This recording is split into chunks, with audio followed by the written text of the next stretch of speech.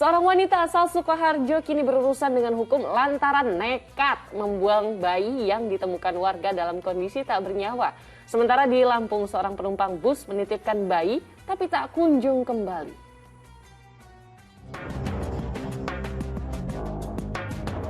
Bayi berusia sekira 3 bulan ini belum jelas siapa orang tuanya. Adalah keluarga Maryam, penduduk Jalan Sri Krishna, Kelurahan Raja Basa Jaya, Bandar Lampung, yang kini merawatnya. Bayi perempuan itu sebelumnya dititipkan seorang penumpang bus pada 1 Desember lalu ketika Maria menunggu bus di halte Gunung Sugih. Tiba-tiba seorang wanita yang tak dikenal menitipkan bayi bersama perlengkapannya dengan dalih hendak ke toilet. Namun ia tak kunjung kembali. Kasus dugaan penelantaran bayi ini sudah dilaporkan ke Polsek Kedaton. Sementara seorang perempuan warga Sukoharjo, Jawa Tengah jadi tersangka pembunuhan bayi yang jasadnya dibuang di halaman belakang rumahnya. Bayi ditemukan dalam kardus dengan kondisi sudah meninggal dunia. Dari keterangan tersangka, ia nekat membekap bayi yang baru dilahirkannya karena khawatir ketahuan melahirkan di luar nikah, lantaran kekasihnya menolak bertanggung jawab. Ketika orang tuanya sudah berangkat bekerja, dia tadinya ingin menguburkan bayi itu, namun karena kondisi fisiknya masih lemas, akhirnya bayinya hanya ditaruh di dalam kardus, kemudian ditaruh di belakang rumahnya.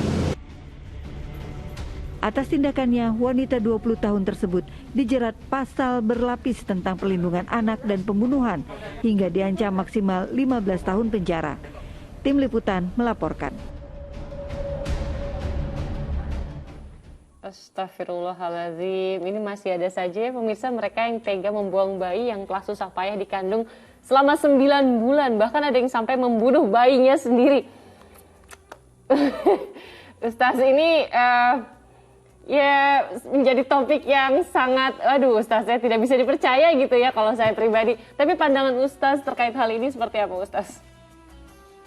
Ya, Mbak Sheila Purnama, hakikat dari bayi itu adalah anak yang sesungguhnya. Karena kalau sudah menjadi anak, sudah remaja, sungguhnya bukan anak sesungguhnya. Maka perhatian agama terhadap bayi, perhatian yang sangat ekstra. Buktinya salah satu dosa besar masyarakat jahiliyah dahulu adalah membunuh bayi hidup-hidup. Mengubur bayi hidup-hidup. Wa idzal mau'udatu su'ilat. Kenapa bayi? Memang tidak berdaya. Kenapa bayi? Amat sangat membutuhkan perhatian dari semua, termasuk orang tuanya dan kita semuanya. Karenanya bayi mendapatkan perhatian yang tinggi dari Nabi SAW. Ada pula kisah bayi Nabi Musa, ini juga bayi.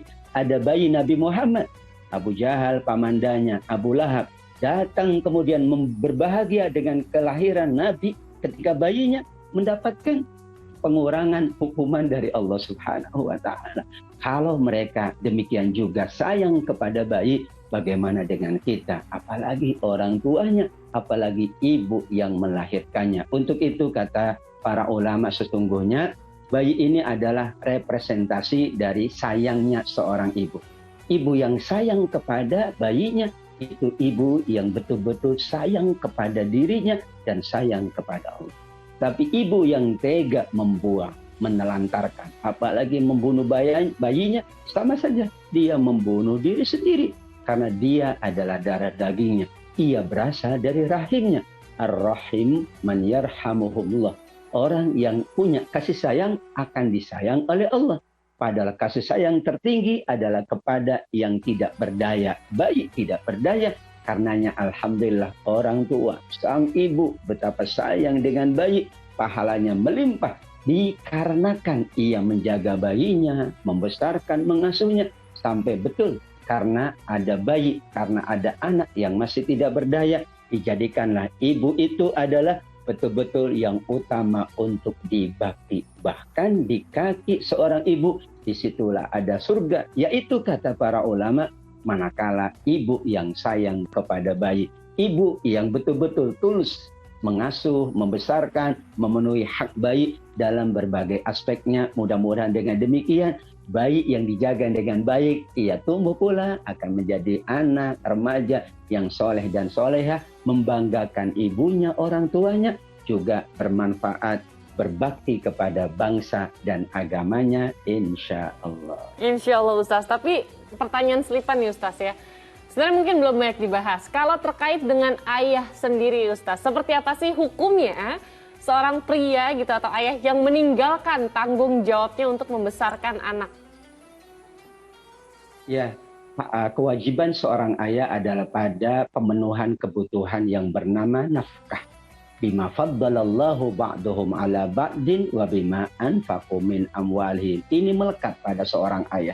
Sehingga ibu punya tugas yang utama, demikian juga ayah punya tugas yang utama. Yang lebih baik adalah dua-duanya bergandeng bahu, saling melengkapi. Karena kan kita tidak tahu ya, pada prakteknya kadang-kadang mungkin ya tugas ayah itu tidak mudah untuk mendapatkan harta, ternyata seorang ibu mampu mendapatkan harta lebih cepat misalnya, lebih memenuhi, maka bisa saling melengkapi, saling berkontribusi, saling menjaga bersama. Kata Nabi, An-nisa syaqa'iq ar-rijal.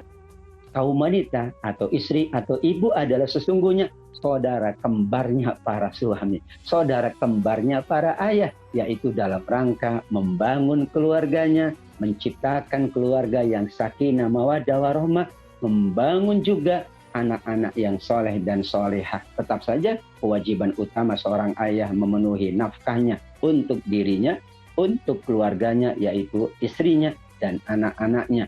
Ada kewajiban yang kedua bagi seorang ayah, sebagaimana Al-Quran banyak menyebut dialog antara ayah dengan anak, Ibrahim dengan Ismail, yaitu pemenuhan aspek intelektualitas. Karena umumnya disitulah sang ayah mulai merangsang intelektual anak, merangsang ilmunya anak dengan bahasa dialog, bahasa adab, bahasa etika, maka anak akan tumbuh baik, anak akan tumbuh menjadi anak yang soleh dan soleha insya Allah. Amin, amin ya rabbal alamin. Tadi ya harus digarisbawahi nasihat dari Ustaz Atabik. Ayah dan ibu itu harus bergandengan bahu ya Ustaz. Nggak bisa main salah-salahan untuk didik anak atau ngerawat anak. Tugas kamu, nggak boleh gitu ya Ustaz ya. Baik, Alhamdulillah terima kasih Ustaz Atabik Lutfi atas waktu dan tausiah yang telah diberikan untuk seluruh pemirsa Ajwa TV. Ustaz sehat-sehat selalu ya, insya Allah kita ketemu lagi segera. Assalamualaikum Ustaz. Waalaikumsalam warahmatullahi wabarakatuh. Terima kasih Mbak Sheila Purnama.